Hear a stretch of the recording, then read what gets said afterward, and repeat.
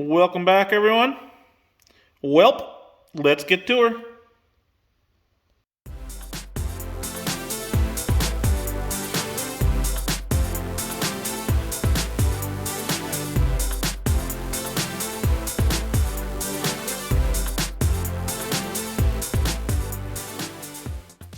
So I've kind of gone through here and probed the best I can to try to find out where the good metal starts. It ends here. There's a couple little pits right here as well. But then it goes into a secondary backing that is actually, you can see the hole there, but it's like a whole big plate here, right in behind. And this is 2 layers. And I'm not really sure where it's attached to the outer panel here. I don't know if it's just spot welded on this end, which is good because it's nice and thick, or is there actually spot welds in here somewheres. And I'm gonna have to be careful going around them just so I don't rip that material out. So you can see the black line here. This is where I'm going to be cutting this panel out, and then of course right around underneath, just like the rocker panels. And I'm gonna do my best to save the little badge here. Somehow it's held on behind. It's probably one of those pushed in pins that open up once they go through the metal. So once I get this cut off, hopefully I can save that. Same as the other side. And it'll be a nice little touch to put back on the car. But I'm gonna grab the angle grinder, I'm gonna cut this out, and I'm gonna pay real close attention to this edge to see how we can get that off. There we are, got that panel cut out. I'm able to save my little emblem pretty good. And here we are. Somebody was living in there by the looks of it. Got a nice little condominium built. Unfortunately, the old mouse sucker is gonna get rid of that. But this worked out perfect. The backing plate in behind here is still fairly good metal. Just gotta clean a little bit of rust off it. So this is support that joins the outer panel to the inner fender well, which is perfect inside the engine bay. I don't know if you guys remember that far back. There's nothing wrong with that at all. And then, of course, I was able to cut this back. The thickness, where are we at? There we go. The thickness of the actual body panel. So I'll be able to weld it to this side, which is kind of hidden by the door, but it'll make it much easier to feather that in, and I won't have as much body work to do on the outside. So I'll just clean this up, give this a nice long curve, so I'll be able to lay that panel right in. Then I'll be able to follow the detail all the way down here to the bottom, and then I'll have to make some kind of termination here before it goes under, just like the rocker panel. And to close that all off, this is still bits of the bottom of the panel. The inside shell itself is solid. This, of course, is the bottom side of the floor, just underneath of it there, and part of the front cowling, which is good and solid as well too. So now I got my final hole opening all cleaned up, and the rest of the chunks of metal pulled out. And I've gone through and I have traced out the size of the panel with the curve that I got to put in there. Now this just needs to be 3 inches longer on the bottom, just so it curves all the way under. And that'll be a good start, but that is what I need to trace out on a piece of sheet metal and see if I can get that tacked in there. And there we are with the patch panel in. Turned out pretty good. Not too much warpage. There's a little bit here. I can feel a little bump where that weld line was. I got to clean up a little bit more here, but I was able to follow that contour just nice. It's nice and even coming in here. Then of course I got this dish in here, which was part of the detail, which carries on from the rocker all the way forward for that trim to fit in. The only place that I end up getting a real amount of warpage is right, not even on the seam, it was on the inside of this welded seam. It would not stop from pulling in. So I would weld a bit, had a cold cloth put on it, going back and forth, up and down, trying to stop it. But it's sucked in here. And if I run a straight edge across, it's probably about an 1/8 inch low over, I don't know, probably over 1.5 inches, 2 inches.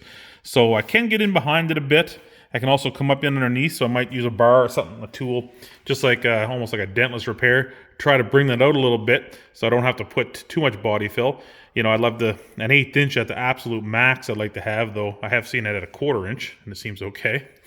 But another thing that happened, while I was cooling this, everything felt good, or it was sounded real good, and all of a sudden, just a boom, and this popped right up inside here. Now, it flexes, I can pull it down, but it will not stay. Now, this, of course, is open to the inside of the wheel weld. I can stick my fingers all inside here. So again, I'll be able to get something in there to either pry it down, or worst comes to it, I'll weld on like a stud, and I have a slide hammer, and I can yank that down. But really, all in all, that turned out pretty good. No hole. So we're going to jump over on the other side and see how bad that is. So over here, we got a little worse for wear going on. We are up higher, probably about 1.5 inches, 2 inches higher than the other side. We have far more gone out of this inner support. The large rib is still intact, which is actually the bolt support that, for whatever reason, is still rock solid underneath this fender. And then, of course, it comes, the other one was stopped way back here. This one has gone almost all the way up to this detail on the fender. But I never have too much good luck, so any luck I can have is great. Well, the entire profile, right with the curve and all, is fully intact on this fender, and this is thick metal. The second layer is up in here. This is doubled, spot welded together, and there's not even a bubble of rust in between the two halves. It is solid. So this edge and this detail goes all the way down underneath, right to where you can see this bolt. And there's a little, probably a 3/4 inch wide strip of heavy metal that's holding that up and giving me that shape. So what I've decided to do, I'll come across here, cutting the fender. I'm going to come down to this corner. Then I'm going to try to follow that edge down, just like I did this on the other side. The same thing, I'm going to cut this out and try to peel this away, keeping this big double rib here intact. That's going to be my structure, so when I mold the bottom of this fender, it gives me something to kind of tie into and to give me an idea where that profile is supposed to be. So I'm going to grab the grinder, I'm going to cut this open and see how bad it is inside. There we are, all opened up. Looks about the same as the other side. It's a little bigger of a hole, but about the same as the other side. The secondary, I guess, fender support, or the inside fender, because these are actually two pieces kind of sandwiched together, but they're only tacked at the edge, at the top, and on the bottom. Through the middle, they're loose. So it makes it good, easy to get off, but it is still solid all the way down, right underneath, right to where it bolts to the, I guess, the floor, or the bottom of the front half of the cowling. And it's a little rod out in the middle, but then it continues on here again with my profile on the end, which is good. And that'll help me out there. Now this, coming down on the inside of the wheel well, this is that part I was telling about that was like just amazing that there's no rust on it. The rust just stopped before it. It's good metal. It's like 18 gauge.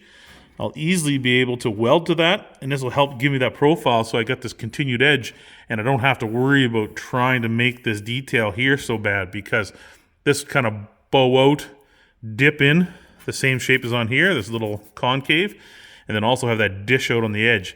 So I'll be able to, and be much easier to work that in with the metal once it's all welded, use a little body fill, and then plus that trim will come across and stop somewhere up here, covering up most of it.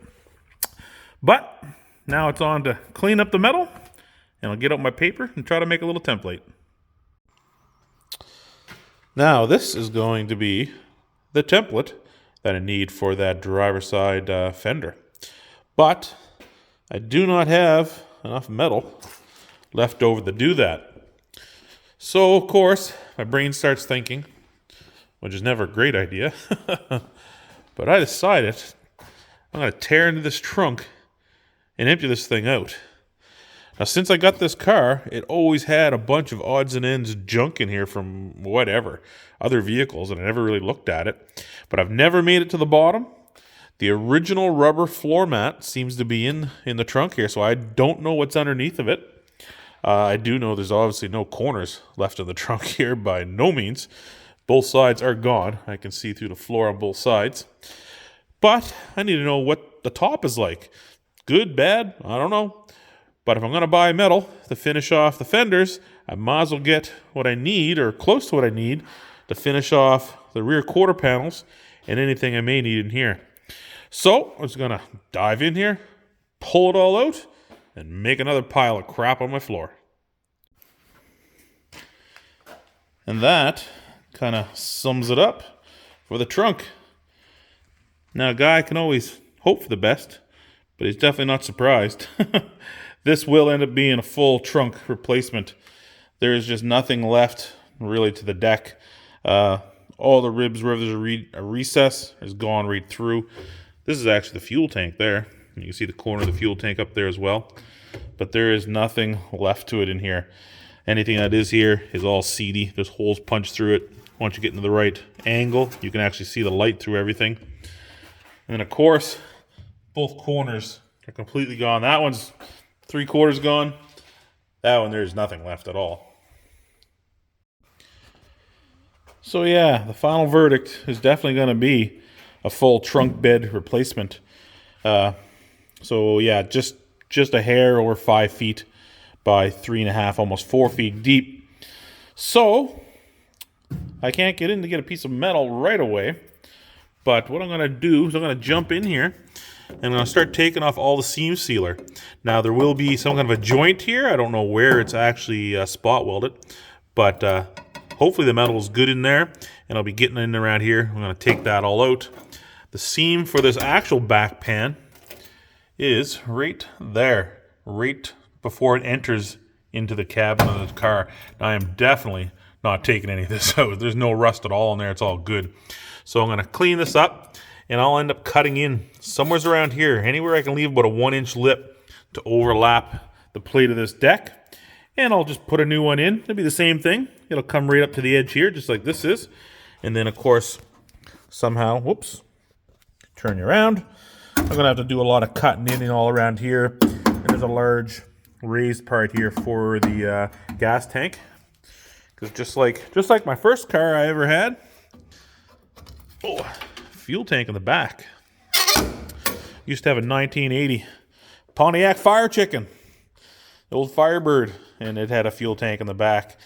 Damn, I missed that car. If that's a car I could find, there would be a full build right down to bare frame. Talking about sending it off, getting it dipped, blasted, and everything. But I look for them all the time. It's just not happening in my pocketbook, because a good used one that is theoretically next to scrap is still running around the $8,000 to $9,000 mark. But anyway, back to the 64. Gonna get in here, start cleaning this stuff up, and see what it looks like. And there we go. That is 95% of the metal removed. Basically, everything left is gonna stay, with the exception of this here, which unfortunately is rotted out, which really, kind of really annoyed me, because over here, excluding this piece here, which this is going to get cut off as well too, this part here, going up into the wheel tub, this is solid metal. And actually, from this point, this whole thing is flat. I could have did a perfectly flat sheet. But now this side here raises up about 3 inches altogether, and it's rotted out right up to the wheel tub. And even the wheel tub's a little bit rough on that side, so it's going to take some work, and I'm going to have to kind of, work my way around that. Now, it's definitely not visible at all, so I don't have to have nice rounded corners like this, so it'll be kind of a boxed-in type of deal. But surprisingly, that tank is in pretty good shape. It's even got most of the galvanized left on it. There's kind of a rubber fibery mat that was on top that's probably saved it. But the biggest surprise here is the frame rails. This here, these light spots, that is actually the original primer still on here, or the coating. Maybe it's a galvanized coating of some kind, and it's all down inside as well too. And again, it's barely even pitted. The floor of this car is built so cheap compared to the frame rail, though I guess this is structural, so they want it to be as good as they can. But this metal here is so far superior to everything else that it's good. It's good luck for me. Because coming back here, this is my only worry once I tear into this trunk, Here's your leaf spring for your rear suspension that also holds your axle to your car. Well, this whole section here, this whole box section, and the rails going up to the front, which is part of the frame of the car, if any of this is rusted out, I'm pretty much kind of done where I'm at. Now, I could pay a frame guy. If you're certified to weld frames, then you could do it. That is not an expense I was looking for, because I'm not certified to do it. But this was my hope the whole way through. In the front, I was able to see it. Back here is a little harder. But I am happy to say that the frame on this car, front to back, is solid right through. And I have yet to find one, not even a pinhole or a rust hole through that frame, which still boggles my mind to this day, because this car was sitting in the woods for like 40 years. So this is definitely not the recommended way to take this fuel tank out. But because I had to go through the top, might as well take it out through the top. So I am going to have to just disconnect one fuel line. This is a positive, it's a mechanical pump. So it only draws fuel from the tank while the engine is turning over. So there's no return to it. So just got to pull the line off. My wire here, which is basically disconnect, just hanging underneath for the pickup. And if I come around here, you're probably not even going to be able to see it. But in this hole here, there's one bolt. And that is holding, see here, I don't know, can't really see it, but right at the end of my finger, there's a little bracket inside here, holding the neck of this tank up. Now, kind of stuck my face close here. I can't smell anything.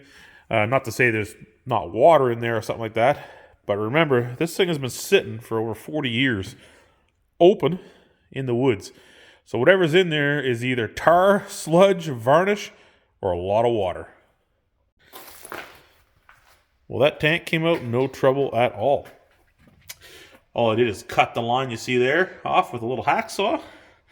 That one screw, and it's come out in just one lift. Now, it looks like it's in good shape. There's definitely some surface rust. But what I'm going to do now, I'm going to try to pull the pickup out of it, and then get the good look down inside there, because overall, the tank looks like it's in fairly good shape. Maybe just a quick sandblast or a quick go over it with a wire wheel, just to make sure there's no pinholes. And there is lots of products out there that you actually fill this up with, roll it all around, completely coat the inside, and then you let it drip out, and that takes care of only pinholes or anything that might be in there. And that's definitely an option I'm going to try if this seems solid. So, the pickup come out real good, and the metal is not even pitted around where the seal went. But the pickup has seen better days. What's left to it as well, too. The float is gone. The sock is gone. But, get myself my flashlight here. I think I can see it. Right there. Right down there in the bottom. But, this tank, she's got some surface rust on her, I'll tell you. She's pretty flaky. But a lot of it, I can still see bare steel. Like the original galvanized steel, I can still see in there. And now that I got this tank right out of the car, and I can see what the actual profile is here on the bottom, because that was the difference between a lot of them. This tank's about $500 or $600 American. So, yeah, if I can save it, I'm going to try real hard. I'm going to head to Princess Auto, and I'm going to get myself a cup wheel for my mini grinder. Going to clean this up the best I can, and then we'll fill it up with water, kind of do a pinhole check on it. Even if there's one or two little pinholes, not a big deal, because I'm going to fill this thing with some broken glass, maybe fill it up with maybe even just some rocks or something like that. And we're going to get this shaken up and moved around real good to get all that flaky rust off on the inside. And they have a lot of these products that's kind of like a paint. So what you do is you mix this product, you dump it in your tank, and you rotate the tank around and round and round, and it covers and coats the entire area inside the tank. And then you pour as much as you can, and then you tip it to one side where you don't want it, where it doesn't matter if you favor it, like you don't want it to be close to where your pickup stuff's going to be. But say you would turn it to the corner of the tank here so that any extra would just pool up in the corner and not worry about bothering anything. Actually, you'd probably want to do it near the top just so it's not taken away from the volume at the bottom. And that's supposed to completely seal the inside of the tank. And then I'll throw a rust coat on the outside, throw on my rubberized liner like I have inside there on the floor, which I'm loving that stuff. And do my best to save this tank because I'd rather not spend the $500 here. I'd rather spend the $500 on new carpet when it's time to do the interior. So I've taken the tank outside and I hit it with the old cut brush and I scrubbed this thing as hard as I could push on that drill without killing it. And we'll say it's less than optimal, but there is about 15 pinholes that I've found in this thing. And I've got them all marked. I've gone over it. I've been out here in the garage, turn the lights out, stick a flashlight in, and also out in the bright light to see how they are.